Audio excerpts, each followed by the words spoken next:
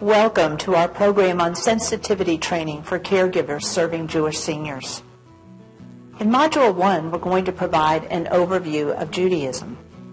There is a richness and beauty of the Jewish religion and culture, and those of us who care for Jewish seniors may have very little knowledge of their faith, customs, and traditions.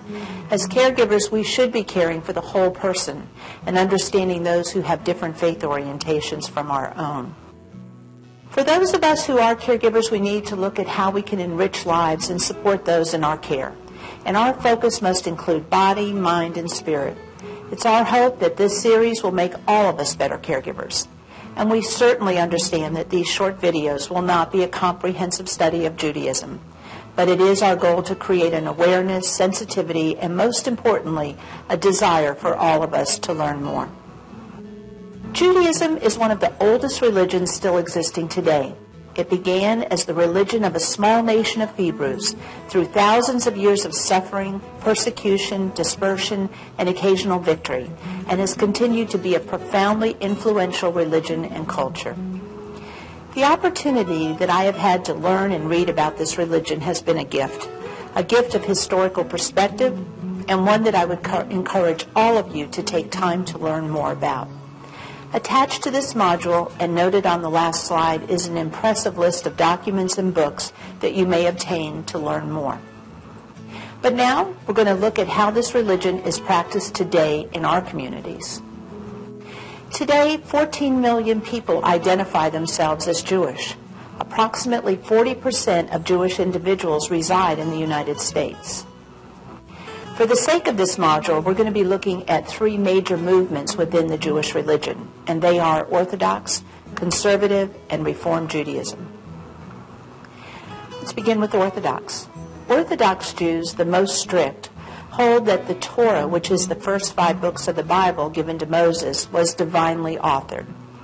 This means that Orthodox Jews more strictly adhere to Jewish law and the traditional practice of daily life based on the Torah. The Sabbath is a weekly day of rest and strictly observed by Orthodox Jews. In Module 2, Virginia will be discussing the Sabbath and Shabbat in detail. It is important to know that an Orthodox Jew will not handle electricity on the Sabbath, drive, handle money, ride in cars, or cook. It's in our final module that we will be discussing how those of us caring for Orthodox Jewish residents or patients and their families can be more sensitive when providing care.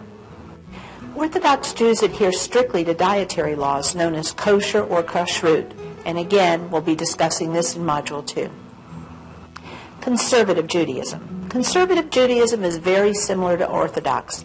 However, it is more flexible. There's a strong emphasis on the history of the people as well as the Torah. However, it is their belief that the teachings from the Torah may be adapted to modern life. There is still observation of the Sabbath, but they have relaxed the laws forbidding driving in the car and allow members to drive to the synagogue. Some conservative Jews observe traditional dietary laws, while some allow more individual choice. Reform. The Reform movement seeks to find meaning of the Torah in living rather than adhering to specific rules. Therefore, it allows for more liberal interpretation, and people are encouraged to find and observe those rituals which are relevant for them personally. Few Reform Jews follow traditional dietary restrictions, and Reform Jews tend to refer to their place of worship as a temple rather than a synagogue. What do we need to know as staff? We cannot effectively assist individuals placed in our care if we don't understand their beliefs, customs, and traditions. In the case of Judaism, we have discussed that within the faith there are Orthodox Jews who must recognize how strongly they adhere to teachings that on the Sabbath would not allow them to write, turn on and off lights, or use a call bell. We're going to review all of these items in our last module and hopefully begin to make you more comfortable meeting their needs.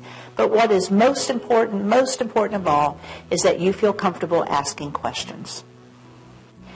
We also want to ask when someone is admitted to our facility, what is your religion? And if a person advises you they are Jewish, you might want to ask them, do they follow the Orthodox, Conservative, Reform, or another practice within their faith tradition? Now that you know that all Jewish individuals do not practice alike, you're going to feel more comfortable asking those questions. You can ask, is there something special I need to know? Be comfortable sharing that you're not Jewish, but that you want to respect their traditions, and be comfortable asking for their guidance to assist you. So let's take a moment, and we're going to look at terms, vocabulary, and symbols. It's going to be helpful for those of us who serve Jewish residents to understand or be aware of terms and symbols that we may not be familiar with. Remember that you can click on the paperclip and download this information. If you're watching these on a DVD, you can contact us for a hard copy at any time. Let's begin with the rabbi. The rabbi is the spiritual leader and teacher. For those of us who are not Jewish, this position is similar to that of a priest or a pastor. A cantor leads the congregation in prayer, and cantors have vocal training and are very knowledgeable in the Jewish liturgy. It's important to be familiar with the symbols of the Jewish faith. The Star of David is a six-pointed star and is seen as one of the symbols of Judaism. You may see a mezuzah. A mezuzah is a piece of parchment that has verses from the Bible written in hand. This parchment is rolled up and inserted in a case, and it's attached to the doorpost or entrance to rooms within a home. You may see these outside a resident or patient's room. The Torah, as we mentioned, is the first 5 books of the Bible that was given to Moses. A talit.